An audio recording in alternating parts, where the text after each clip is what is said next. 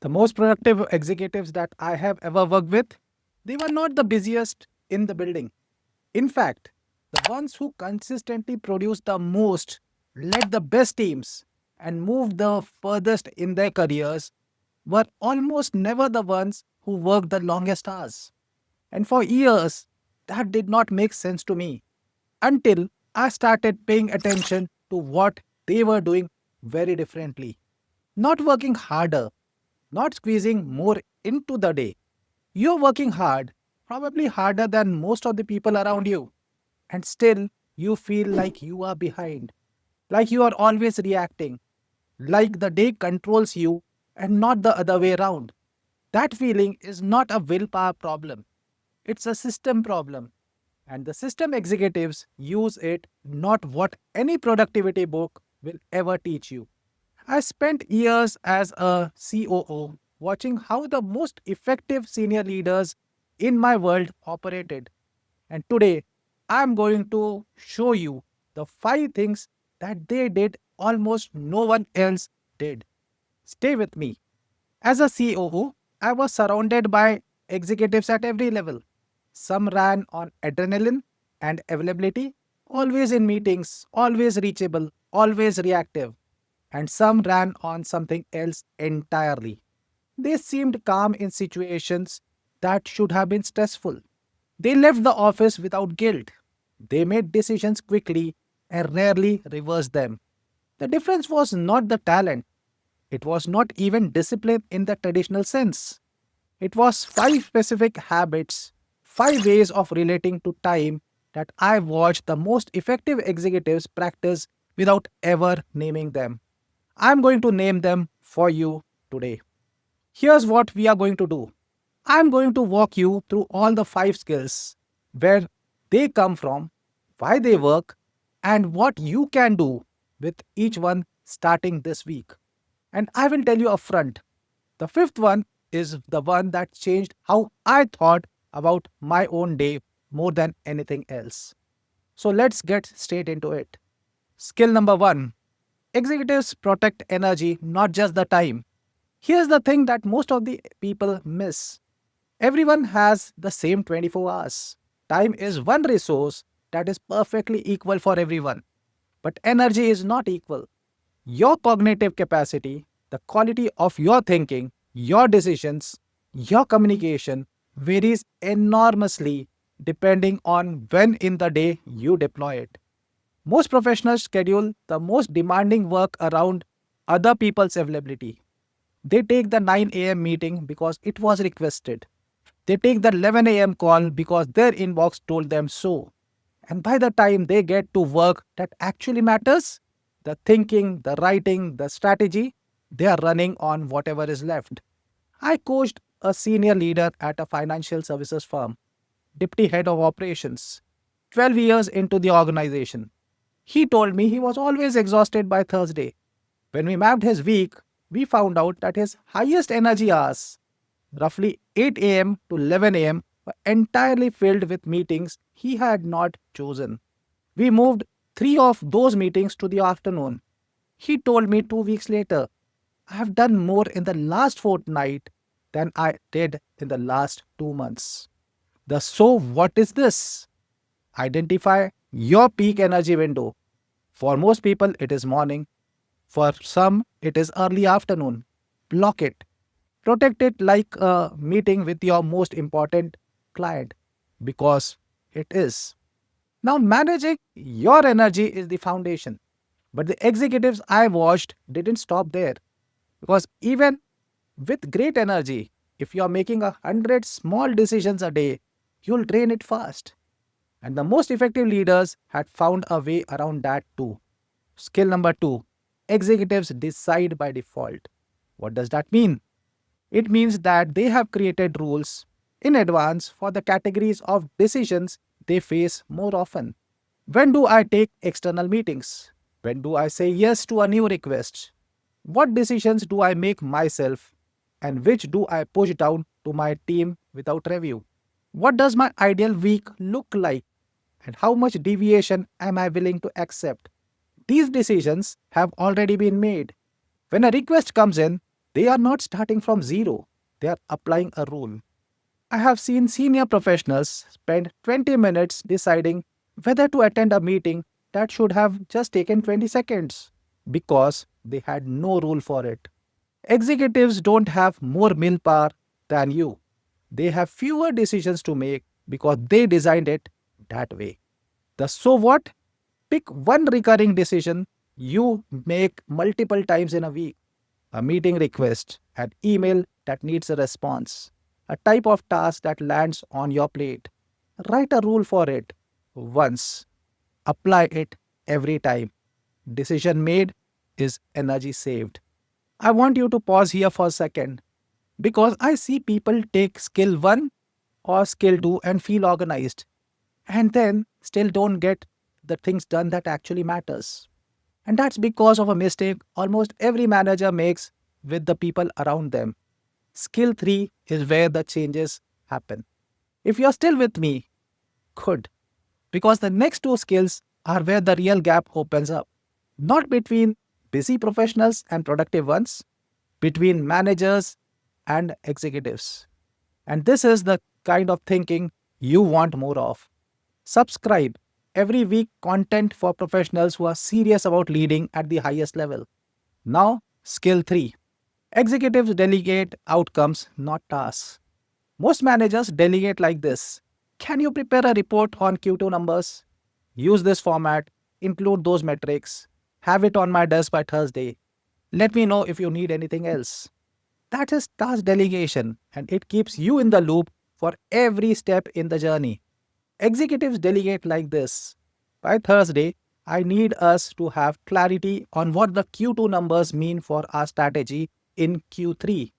However, you get there, I trust your judgment. Bring me a recommendation, not a report. Same deadline, entirely different dynamic. The first approach keeps you involved, the second approach frees you, and it also develops the person you have delegated to. I had a client, a senior engineering manager at a large infrastructure company. Brilliant technically, but he couldn't switch off. Evenings, weekends, his team was always coming back to him for decisions. When we looked at how he delegated, we found he gave tasks, never outcomes. So every task came back with a question attached. We shifted his approach over the next 6 weeks. The question stopped. His team started thinking, and he got his evenings back. So what? The next time you delegate something, don't describe what to do. Describe what done looks like. Here's where it gets a little more interesting. Most people learn skill 3 and feel lighter. But there's something underneath all of this that executives do. That is probably the most counterintuitive thing I'm going to say in this entire video. Skill 4 is not about adding anything to your system, it is about removing things from it. So here's the skill 4. Executives have a stop doing list. Everyone knows a to do list. Most professionals have a running list of everything they need to accomplish. Executives have a second list. Everything they used to do that they have decided to stop doing. Because here's what happens as you move up. Your responsibilities grow, but the things you used to do don't automatically disappear. You keep attending the same meetings. You keep reviewing the same reports. You keep solving the same category of problems, even though someone else should be solving it now. I watched one of the most effective MDs that I have known spend 30 minutes each Friday, not planning for the next week, but auditing the current one. One question only. What did I do this week that I should have not been doing? That question alone changed his calendar for about 4 hours a week. 4 hours that went back to his work that only he could do. So what? At the end of the week, ask yourself that question. Be very honest. Write down 2 things you are going to stop doing or hand over starting Monday. That list is worth more than any new productivity system you could ever add. Now, everything that we have covered so far, protecting energy, deciding by default, delegating outcomes, stopping the wrong things, All of that is about what you do with your time. Skill 5 is about something entirely different. It's about the time that does not look like work at all. And it's one of the things that surprised me the most. So, skill 5, executive protect thinking time that nobody sees. I'm talking about unscheduled time, time with no meeting, no task, no deliverable, just space to think.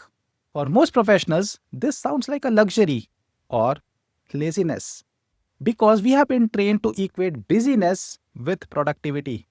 If there's an empty slot on your calendar, something should go into that.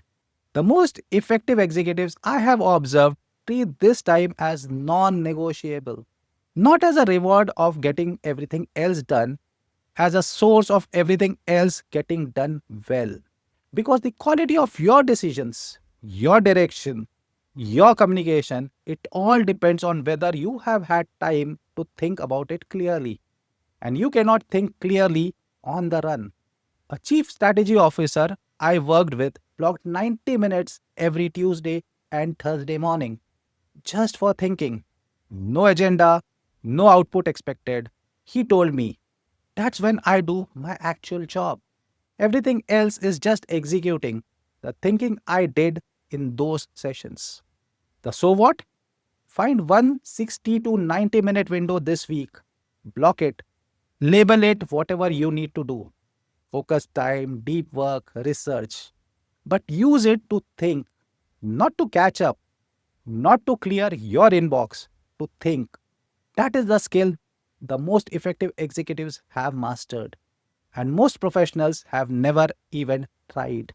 I want to come back to what I said at the very beginning that the most productive executives I have watched were not the busiest. Now you know why. They were working on a different system, not a harder system, a smarter one. They protected their energy, not just their time. They eliminated decisions through preset rules. They delegated outcomes and trusted their people to get there. They had a list of things to stop doing, not just things to start. And they protected the thinking time that no one else could see because they understood that was the real work.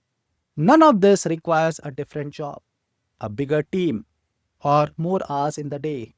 It requires awareness of what you are doing with the day you already have. And then the commitment to change it, one decision at a time. That awareness is where transformation begins. You have the same hours as every executive you have admired. What you do inside those hours, that's the difference. If you have stayed this far, you now have 5 skills that most professionals will never think about deliberately. So here's your action step. Don't try to implement all 5 at one go. Pick one, just one, the one that hit you hardest in the last 8 to 10 minutes. And try it, genuinely try it for 2 weeks. Then come back and tell me what changed for you. Drop a comment below. Which of the 5 resonated the most for you? The energy protection, the stop doing list, the thinking time? Tell me, because your answer tells me what to build next. I read every single comment. And if you want to go deeper, I run a free leadership acceleration masterclass where we work through the mindset and habits that separates high performers from the leaders who actually break through. The link is in the description. Come join us. If this video gave you something, subscribe. Every week, I put out content for professionals who are serious about leading well, not just staying busy. I will see you in the next one.